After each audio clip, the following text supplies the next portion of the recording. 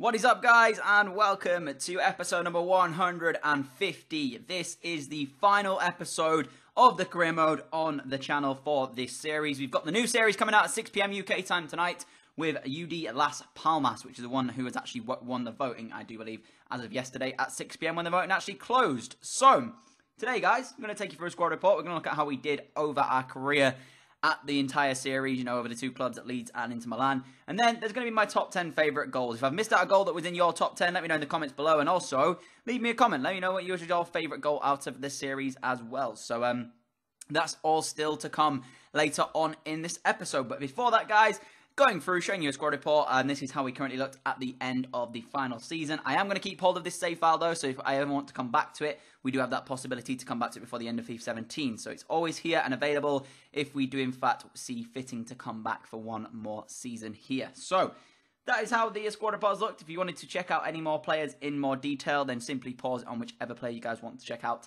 and you can see them.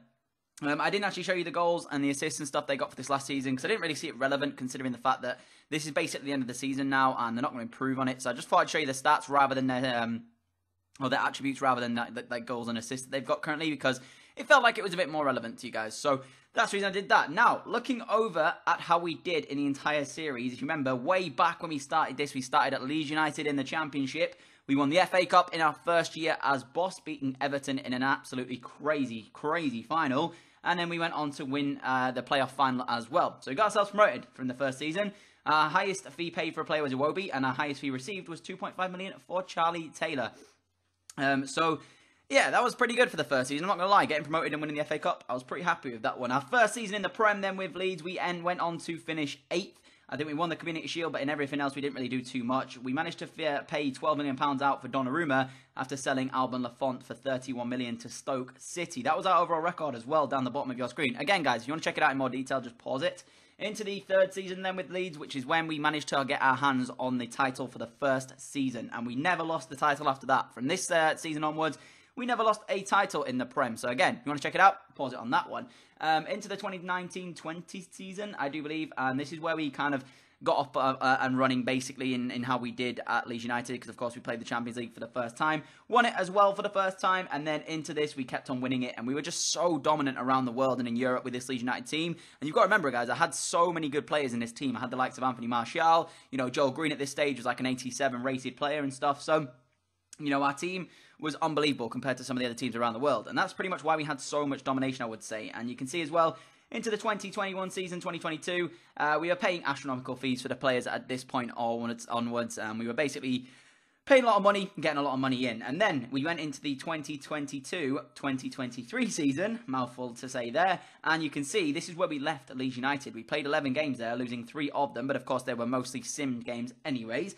We came over to Inter Milan, where we went on to reach the final of the Champions League, win the Calcio and the Coppa Nazionale as well, paying £95 million for Renato Sanchez. That's crazy. It's our highest paid for any player barring Neymar up until that point, because of course Neymar at Leeds cost us something like £125 million. So yeah, astronomical amount of money being thrown around at this point. And then we went to this last season here, guys, where we managed to win everything available to us. The Supercoppa, the Coppa Nazionale, the Calcio, and of course the Champions League, beating my favourite club, Arsenal, by a 1-0 in that final, which you saw last episode out. Overall then, it gave us that stats there. 2 clubs, 6 league titles, 4 domestic cups won, 4 continental cups won. The biggest win there, 6-0 against Reading right at the start of the series. And then the biggest defeat coming at the hands of Real Madrid by 4-0. Record transfer fee of £125 million on Neymar, of course. And you can see the record down the bottom of your screen. Playing 469 and only losing 42 of them. We're drawing 83 and winning 344 games, which is pretty decent. You know, some of those games as well, guys, right at the start of the series was on like world class and professional. So I guess we have to take maybe around 60 or so of those games out. But after that, it was all on legendary. So I'm pretty happy with that record, if I do say so. So we're going to move ourselves into the top 10 goals then. And the first goal comes from this man, Alejandro GRIMALDO. I was going to put music over this, but then I decided against it because I didn't want to get copyright striked or anything like that. So the first goal then of the top 10, in my opinion, obviously, like I said, leave your opinion down below as to which one would you prefer out of all these goals and which one I may have missed out. that was just an unbelievable goal from GRIMALDO. We were already winning 2-0 at this point against Southampton, and I honestly just wanted to throw this in because when he scored it, I was absolutely buzzing. I think this is only his second or so goal for the club. He hadn't scored many up until this time, so to score this in the fashion that he did, and he is very much like Jose Gaya in the sense that they both can strike a ball really, really well. I like my left-backs to be able to strike them, and that's what you've got in GRIMALDO and Jose Gaya. And if you don't know, Gaya currently is my left-back at the Road to Glory career mode. So yeah, that's the reason I have him as well.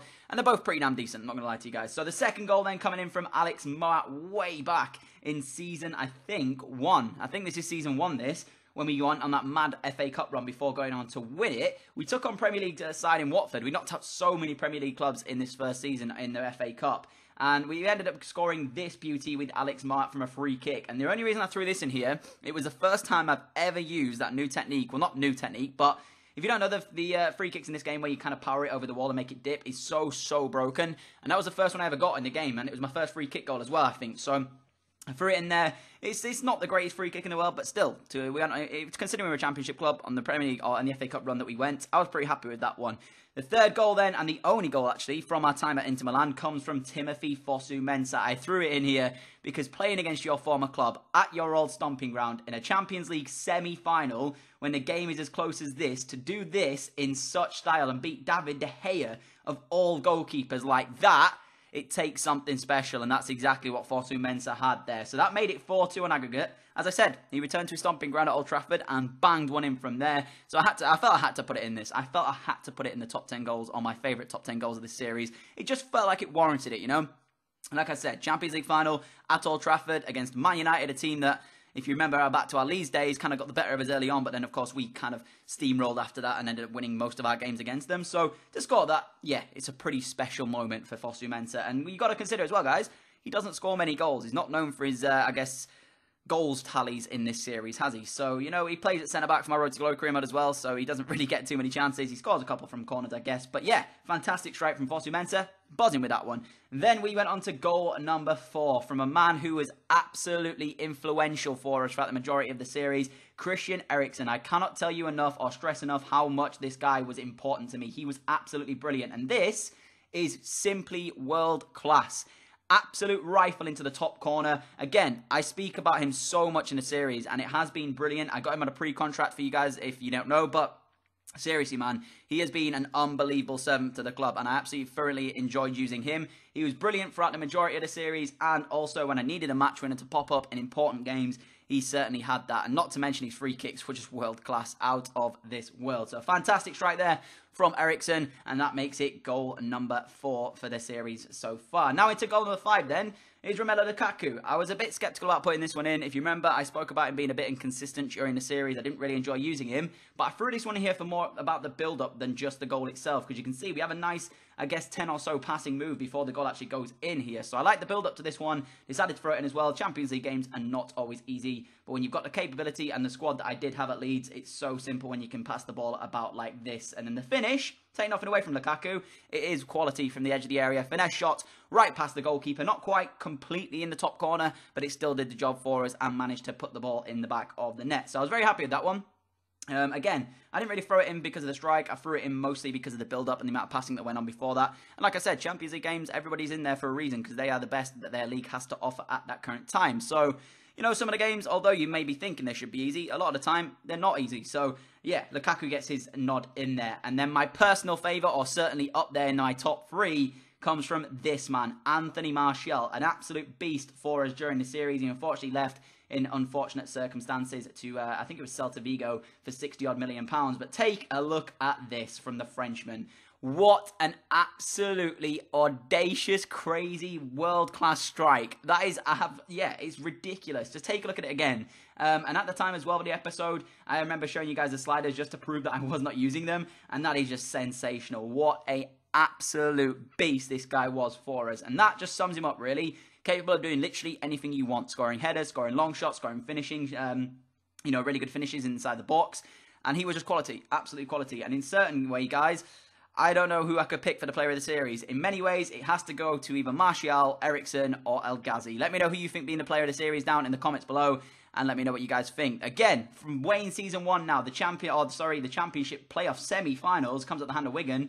Already 1-0 up on aggregate at this point, and then Kane steps up to do this. What an absolutely wonderful strike from Kane. Never really got too much of a look in our Leeds United team when we were back in the Championship, but certainly important when he did play, and you can see there, gave us a 2-0 aggregate lead in the semi-finals of the playoffs, and at this point, I felt as though we were going to get ourselves promoted. You know, we didn't get automatic promotion, fortunately. We were chasing all the way, didn't really manage to do it, and when you consider we went from the Championship through the playoff final straight into the Premier League and got an 8th place finish, and then the season afterwards we won the Prem. That's got to be something special, you know. Some of the teams that came up with us never even got anywhere close to the top 10. So I'm very happy with that, and you can see from this angle, it just looks absolutely amazing.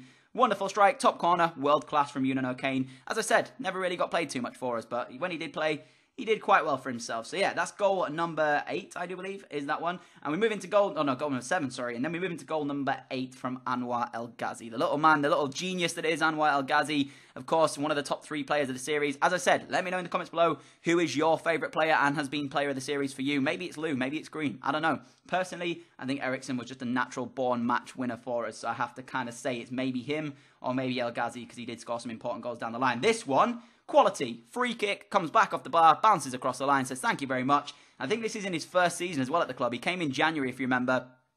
So I think this is in his first sort of 6 months at the club, showing why I actually paid 6 million plus Souleymane Dakara for him. That's next to nothing when you consider how good this guy was for us. So fantastic free kick there at the Etihad Stadium as well, silencing the Manchester City fans. Wonderful free kick and worthy of a spot in my top 10 goals of the series. Into goal 9 then, it has to be Christian Eriksen. Now, if you remember way back to this episode, it was against Stoke. We had an absolute crazy game against them. We found ourselves 2-1 down with about 5 minutes left in the game to play. I brought Eriksen off the bench. He did this to grab us a point. This is exactly what I'm talking about. This is why he was so important for us. Coming off the bench, 2-1 down, 89th minute of the game. We get a free kick. It's about 35 yards out, and that is just sensational. What a strike from Christian Eriksen. Fully deserving again of another spot on my top 10 goals of the series. And I have to say, as I said to you guys, you need to leave me a comment and let me know who your player of the series was. I couldn't pick it, but Eriksen's certainly got to be a contender for that one. He has been so damn effective for us. In many ways, been one of my favourite players as well to use in this series. But certainly that goal there was worthy of literally winning any game. But unfortunately, only managed to get us a point from that one against Stoke. So yeah, in many ways, still pretty good. And when we get into the goal 10 here, I threw this in here because I found myself a goal down at Zenit, and honestly, it felt as though nothing was going to work for me. And then Ross Barkley pops up and does this. He's been very quiet, actually, throughout the entire series. Never really, you know, kind of was world class. He did the job when he came into the team. But this is simply sensational. Unbelievable angle to take the strike on with, and that has to be an absolutely wonderful strike, you know, right into the top corner. It was about 37 or so minutes into the game, and at this point, I was getting so tilted. I was 1-0 down to Zenit, and I felt myself getting kind of like frustrated with stuff, and then when he pops up to do that, I thought, you know what, he's worthy of becoming a top 10 goal of the series. It's from the angle that it is as well, guys. You've got to remember, that's a really tough angle to take the strike on with. In many ways, you can kind of say the keeper made a mistake, maybe should be saving that, but in my opinion, that's worthy of a top 10 goal spot. Like I said, though, if you've got a top 10 goal that you used to remember from the series, and I missed out and didn't put it in here, let me know in the comments below. So that's pretty much going to be it, guys, from this series. I want to say a massive thank you to all of you guys who watched the series over the last 150 or so episodes. And what I will say is as well, guys, we've got our new career mode with UD Las Palmas coming out tonight. For everybody that voted for that one, thank you. For anybody who didn't vote for that one and wanted another one, please do watch it because it's going to be quite interesting. It's certainly not what I was expecting it to be. It's going to be much more tough than I was first thinking. So I'm going to guess that we're going to have quite a tough time in our first season. So I'm very, very excited for that one coming out at 6 PM UK time tonight.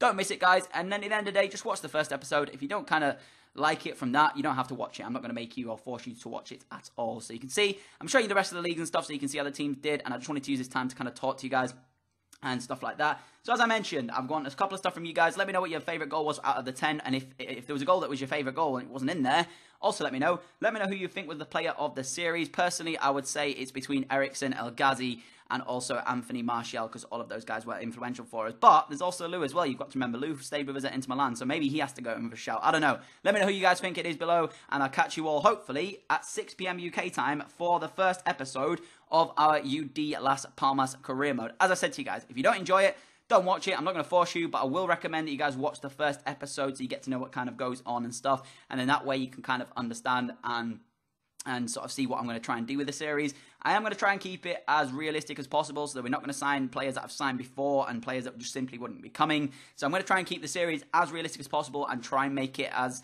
much realism as I can, and also try and sign some players that I've not signed before. So you guys will have an input on that one as well, and I'll catch you all hopefully for that later on tonight. If you do end up enjoying this video though, I'd appreciate a like rating. As always, thank you for your continued support on the channel, and thank you for your continued support over the last 150 episodes of this series.